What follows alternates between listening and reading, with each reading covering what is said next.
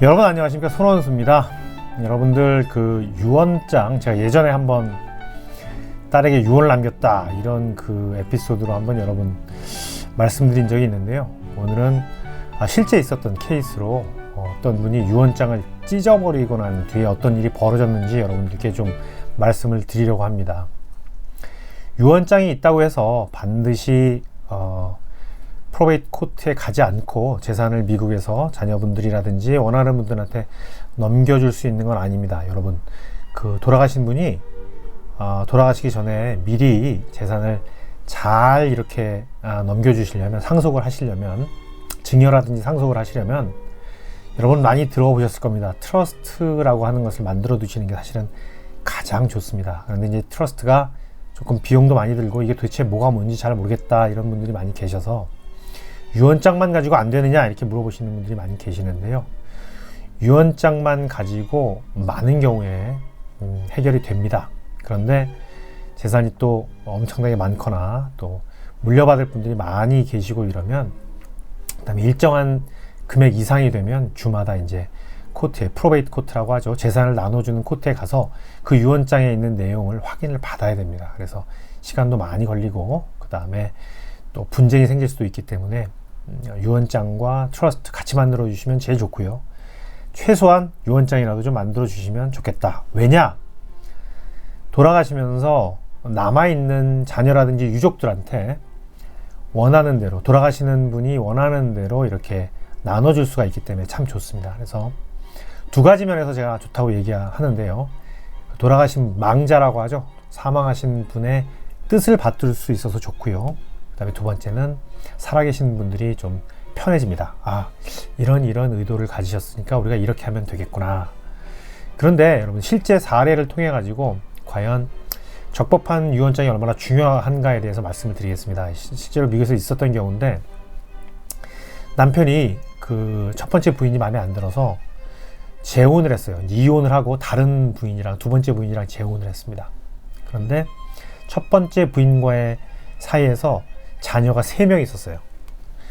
그런데 이제 두 번째 부인이 너무 예쁜 거예요. 그래서 첫 번째 부인과의 자녀 셋에게는 하나도 물려주지 않고 재산을, 나는 새 부인, 재혼한 새 아내에게 모든 재산을 다 주겠다 이렇게 해가지고 유언장을 만들었어요.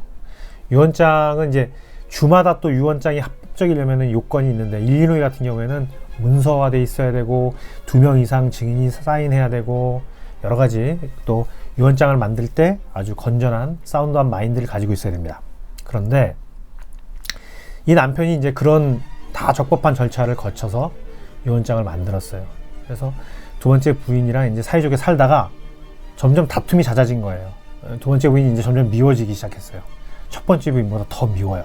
그래가지고 이제 어느 날 유언장을 가지고 나와서 이 두 번째 부인이 보는 앞에서 우리 벽난로에다 던져버린 거예요. 그리고 집을 확 나가버렸어요. 그랬더니 이 부인이 필사적으로 그 유언장이 타지 않게 그 유언장을 구해가지고, 많이 타지 않았어요. 그래서 내용도 다 보이고 서명도 다 온전히 지켜졌어요. 이러다가 이제 이 남편분이 돌아가신 거예요. 그러고 나서 이제 프로베이트 코트가 열렸는데, 이 두 번째 부인은 코트에 가서 유언장을 보여주면서 남편은 나에게 모든 걸 다 물려줬다. 남편의 남은 재산은 다 내 것이다. 이렇게 주장을 했어요. 그런데 그때 이제 이 돌아가신 분의 그 자녀들 셋이 이제 법정에 나타난 거예요. 나타나서 아버지가 돌아가시기 전에 우리에게 분명히 이렇게 말씀하셨다. 유언장이 있긴 있는데 벽난로에다가 태워버렸다. 벽난로에다가 넣어가지고 다 태워버렸기 때문에 그 유언장은 무효하다. 그리고 나는 내 지금 두 번째 부인에게는 재산을 한 푼도 물려주지 않을 생각이다. 너희들에게 똑같이 3등분해서 나눠줄 것이다.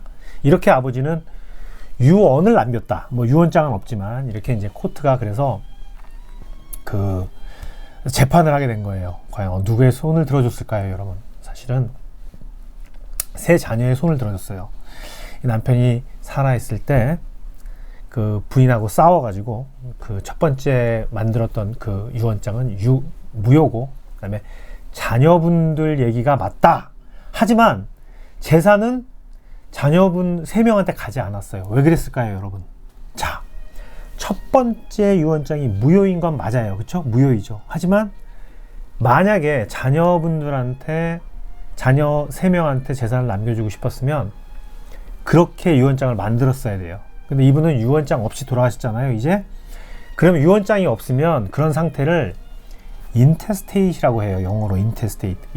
유언장이 없으면 그 주에 유언장 없이 돌아가신 분들의 재산은 어떻게 한다라고 하는 법이 정해져 있습니다.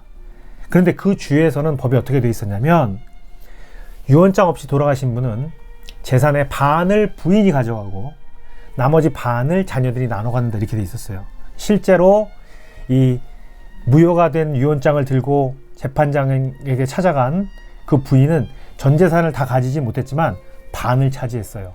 그리고 나머지 반을 자녀 셋이 나눠 가지게 됐습니다.